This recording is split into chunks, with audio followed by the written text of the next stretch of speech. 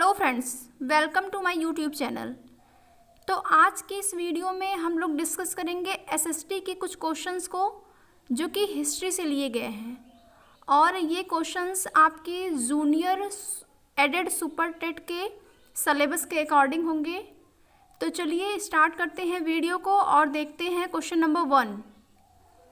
Question number 1 है, सिंधु घाटी की सभ्यता निम्नलिखित में से किस सभ्यता के समकालीन नहीं थी? तो ऑप्शन नंबर ए है मिस्र की सभ्यता, बी है मेसोपोटामिया की सभ्यता, सी है चीन की सभ्यता और ऑप्शन नंबर डी है क्रीट की सभ्यता। तो जो सिंधु घाटी सभ्यता का काल है वह 2500 ईसा पूर्व से 1750 ईसा पूर्व के मध्य का काल कहलाता है। और जो मिस्र की सभ्यता, मेसोपोटामिया की सभ्यता और चीन की सभ्यता ये सिंधु सभ्यता के समकालीन थी, जबकि क्रीट की सभ्यता सिंधु घाटी सभ्यता की समकालीन नहीं थी। तो ऑप्शन नंबर डी जो है वो सही आंसर होगा। क्वेश्चन नंबर 2 है, निम्नलिखित विद्वानों में से हड़प्पा सभ्यता का सर्वप्रथम खोजकर्ता कौन था? ऑप्शन नंबर ए है sir John Marshall, B R D. Banerjee, C A Cunningham और ऑप्शन नंबर डी है दयाराम साहनी। तो हड़प्पा सभ्यता की सर्वप्रथम खोज दयाराम साहनी ने की थी 1921 में। अब देखते हैं क्वेश्चन नंबर 3। हड़प्पा कालीन समाज किन वर्गों में विभक्त था? ऑप्शन नंबर ए है शिकारी, पुजारी, किसान और क्षत्रिय, बी है विद्वान, योद्धा, व्यापारी और श्रमिक और सी है ब्राह्मण, क्षत्रिय, वैश्य और शूद्र। ऑप्शन नंबर डी है राजा, पुरोहित, सैनिक और शूद्र। तो जो हड़प्पा कालीन समाज था वह विद्वान, योद्धा, व्यापारी और श्रमिक इन 4 वर्गों में विभक्त था। ऑप्शन नंबर बी जो है वो आपका सही आंसर होगा। और वहीं पर जो ब्राह्मण, क्षत्रिय, वैश्य और शूद्र थे, ये जो 4 वर्ग था वह वैदिक कालीन सभ्यता जो थी उसमें ये 4 वर्ग विभक्त थे। क्वेश्चन नंबर 4 है, सिंधु सभ्यता का सर्वाधिक उपयुक्त नाम क्या है? ऑप्शन ए है हड़प्पा सभ्यता, बी है सिंधु सभ्यता, सी है सिंधु घाटी सभ्यता और ऑप्शन नंबर डी है उपयुक्त में से कोई नहीं। तो ऑप्शन नंबर ए जो है वो आपका सही आंसर होगा, हड़प्पा सभ्यता। सिंधु सभ्यता का जो सर्वाधिक उपयुक्त नाम है वह हड़प्पा सभ्यता है, जबकि आपको सिंधु सभ्यता, सिंधु घाटी सभ्यता भी जगह जगह देखने को मिलता है, लेकिन सर्वाधिक उपयुक्त नाम पूछा है तो सर्वाधिक उपयुक्त जो है वह हड़प्पा सभ्यता होगा। क्वेश्चन नंबर 5 है, हड़प्पा सभ्यता की खोज किस वर्ष में हुई थी? तो ऑप्शन नंबर डी जो है आपका सही आंसर होगा 1921 में और खोजकर्ता थे दयाराम साहनी। क्वेश्चन नंबर 6 है, भारत में खोजा गया सबसे पहला पुराना शहर कौन सा था? तो जो ऑप्शन नंबर ए है हड़प्पा, वह भारत में खोजा गया सबसे पहला पुराना शहर था, जो कि सिंधु घाटी सभ्यता के अंतर्गत खोजा गया सबसे पहला शहर है। क्वेश्चन नंबर 7 है, हड़प्पा कालीन स्थल रोपड़ पंजाब किस नदी के किनारे स्थित था? तो जो हड़प्पा कालीन स्थल है रोपड़ वह वर्तमान में पंजाब में है और वह सतलज नदी के किनारे स्थित था। तो ऑप्शन नंबर बी आपका सही आंसर होगा, सतलज। क्वेश्चन नंबर 8 है, हड़प्पा वासी किस धातु से परिचित नहीं थे? तो जो हड़प्पा वासी थे वो सोना, चांदी, तांबा, कांसा, टिन और सीसा इन सब धातुओं से परिचित थे, जबकि लोहा नाम की धातु से परिचित नहीं थे। तो ऑप्शन नंबर डी सही आंसर होगा, लोहा। क्वेश्चन नंबर 9 में 2 कथन दिए गए हैं, आपको देखना है कि कौन सा कथन सही है और कौन सा कथन गलत है। तो कथन ए है, हड़प्पा तथा मोहनजोदड़ो अब विलुप्त हो गए हैं और दूसरा कथन है कि वे उत्खनन के दौरान प्रकट हुए थे। तो ये दोनों ही कथन सही है। हड़प्पा जो है और मोहनजोदड़ो अब विलुप्त हो गए हैं और उत्खनन के दौरान प्रकट हुए थे। तो ए और आर दोनों सही है तथा आर ए का सही स्पष्टीकरण है। तो ऑप्शन नंबर ए जो है वो राइट आंसर होगा। नेक्स्ट क्वेश्चन है, कौन से 3 वेद संयुक्त रूप से त्रयी या वेद त्रयी कहलाते हैं? तो ऋग्वेद, यजुर्वेद और सामवेद जो है वो वेद त्रयी कहलाते हैं, जबकि अथर्ववेद जो है वो वेद त्रयी के श्रेणी में नहीं आता है। और अथर्ववेद की रचना जो है सबसे लास्ट में हुई थी। तो ऑप्शन नंबर ए जो है आपका सही आंसर होगा। वेद त्रयी में ऋग्वेद, यजुर्वेद और सामवेद आते हैं। नेक्स्ट क्वेश्चन है, किस देवता के लिए ऋग्वेद में पुरंदर शब्द का प्रयोग हुआ है? तो जो इंद्र थे उनको ऋग्वेद में पुरंदर कहा जाता था और ऋग्वेद में इंद्र, वरुण और अग्नि की पूजा की जाती थी, जबकि इंद्र जो थे मुख्य देवता थे, यानी कि सबसे अधिक लोग इंद्र को ही मानते थे। तो ऑप्शन नंबर ए जो है वो इस क्वेश्चन का सही आंसर होगा इंद्र। इंद्र को ऋग्वेद में पुरंदर के नाम से जाना जाता था। नेक्स्ट क्वेश्चन है, गायत्री मंत्र देवी सावित्री को संबोधित किस पुस्तक में मिलता है? तो ऑप्शन नंबर ए सही आंसर होगा ऋग्वेद में। जो गायत्री मंत्र है वह ऋग्वेद के 3 मंडल में मिलता है और इसकी रचना विश्वामित्र ने की थी। और गायत्री मंत्र जो था वह सूर्य को समर्पित था। नेक्स्ट क्वेश्चन देखते हैं, त्रिपिटक धर्म ग्रंथ है। तो जो त्रिपिटक धर्म ग्रंथ है वह बौद्ध धर्म का है, यानी कि बौद्ध धर्म से संबंधित है। और त्रिपिटक में आता है सुत्त पिटक, विनय पिटक और अभिधम्म पिटक। ये 3 पिटक हैं जो कि बौद्ध धर्म से संबंधित हैं। नेक्स्ट क्वेश्चन है, बौद्ध ग्रंथ पिटकों की रचना निम्नलिखित में से किस भाषा में की गई थी? तो बौद्ध ग्रंथ पिटकों की जो रचना थी वह पाली भाषा में की गई थी और वहीं पर जो जैन ग्रंथ है उसकी रचना अर्ध मागधी या प्राकृतिक भाषा में की गई है। तो यहाँ पर बौद्ध ग्रंथ का पूछा है तो ऑप्शन नंबर सी सही आंसर होगा, पाली भाषा में।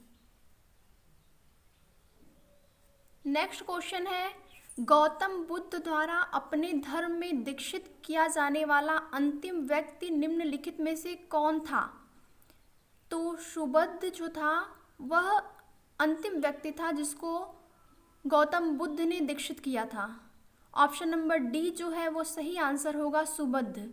और वहीं पर अगर प्रथम व्यक्ति पूछेगा तो प्रथम व्यक्ति आनंद। नेक्स्ट क्वेश्चन है, किस भाषा का ज़्यादा प्रयोग बौद्धवाद के प्रचार के लिए किया गया है? तो पाली भाषा का सबसे अधिक प्रयोग किया गया था बौद्धवाद के प्रचार के लिए और जैनवाद के प्रचार के लिए प्राकृत या अर्धमागधी भाषा का प्रयोग किया गया था। नेक्स्ट क्वेश्चन है, कश्मीर में कनिष्क के शासनकाल में जो बौद्ध संगीति आयोजित हुई थी उसकी अध्यक्षता किसने की थी? तो जो बौद्ध संगीति कश्मीर में कनिष्क के शासनकाल में आयोजित हुई थी वह चौथी और लास्ट बौद्ध संगीति थी, जिसका आयोजन 78 ईस्वी में हुआ था और उसकी अध्यक्षता जो किए थे वो थे वसुमित्र। तो ऑप्शन नंबर डी सही आंसर होगा, वसुमित्र। अब देखते हैं नेक्स्ट क्वेश्चन है, हर्यक वंश के किस शासक को कुड़िक कहा जाता है? तो अजातशत्रु को कुड़िक कहा जाता है। ऑप्शन नंबर सी सही आंसर होगा। और जो हर्यक वंश था, हर्यक वंश को पितृहंता वंश भी कहते हैं और अजातशत्रु को कुड़िक कहते हैं। नेक्स्ट है, उज्जैन का प्राचीन नाम क्या था? तो उज्जैन का प्राचीन नाम अवंतिका था। ऑप्शन नंबर ए जो है वो सही आंसर होगा। क्वेश्चन है, नंद वंश का संस्थापक कौन था? तो नंद वंश का संस्थापक महापद्मनंद था ऑप्शन नंबर ए जो है वो सही आंसर होगा। और वहीं पर नंद वंश का अंतिम शासक जो था वह घनानंद था। नेक्स्ट क्वेश्चन है 16 महाजनपदों की सूची उपलब्ध है महाभारत में, अंगुत्तर निकाय में, छांदोग्य उपनिषद में या फिर संयुक्त निकाय में। तो 16 महाजनपदों की जो जानकारी है मिलती है वह छांदोग्य उपनिषद अंगुत्तर निकाय से मिलती है। तो जो अंगुत्तर निकाय है वह बौद्ध धर्म से संबंधित है और भगवती सूत्र जैन धर्म से संबंधित है। तो जो 16 महाजनपद है उसकी जानकारी अंगुत्तर निकाय और भगवती सूत्र से प्राप्त होती है। तो ऑप्शन नंबर बी जो है वो सही आंसर होगा अंगुत्तर निकाय में। नेक्स्ट क्वेश्चन है निम्नलिखित में से किसे सेनिया यानी कि नियमित और स्थायी सेना रखने वाला कहा जाता था। तो ऑप्शन नंबर ए सही आंसर होगा बिंबिसार। बिंबिसार को नियमित और अस्थायी सेना रखने वाला कहा जाता है। नेक्स्ट क्वेश्चन है बौद्ध धर्म एवं जैन धर्म दोनों के उपदेश किसके शासनकाल में दिए गए थे। तो बौद्ध धर्म और जैन धर्म के उपदेश बिंबिसार के शासनकाल में दिए गए थे और बिंबिसार को बौद्ध और जैन धर्म का या बौद्ध और जैन का समकालीन माना जाता है। नेक्स्ट क्वेश्चन है हाइडेस्पीस या वितस्ता आधुनिक नाम झेलम का युद्ध 326 ईसा पूर्व में किन किन शासकों के बीच हुआ था। तो हाइडेस्पीस या वितस्ता का जो युद्ध था वह 326 ईसा पूर्व में सिकंदर और राजा पोरस के मध्य हुआ था, जिसमें सिकंदर ने राजा पोरस को परास्त कर दिया था, लेकिन उनकी वीरता को देखते हुए सिकंदर ने उनको उनका राज्य वापस भी लौटा दिया। नेक्स्ट क्वेश्चन है सिकंदर के आक्रमण के समय उत्तर भारत पर निम्नलिखित राजवंशों में से किस एक का शासन था। तो जब सिकंदर ने आक्रमण किया उत्तर भारत पर तो उस समय नंद राजवंश का शासक था घनानंद। घनानंद उस समय शासन कर रहा था उत्तर भारत पर जब सिकंदर का आक्रमण हुआ, और आक्रमण हुआ था 326 ईसा पूर्व में। नेक्स्ट है वह शासक कौन था जिसने राज सिंहासन पर बैठने के लिए अपने बड़े भाई सुसीम की हत्या की थी। तो ऑप्शन नंबर ए सही आंसर होगा अशोक।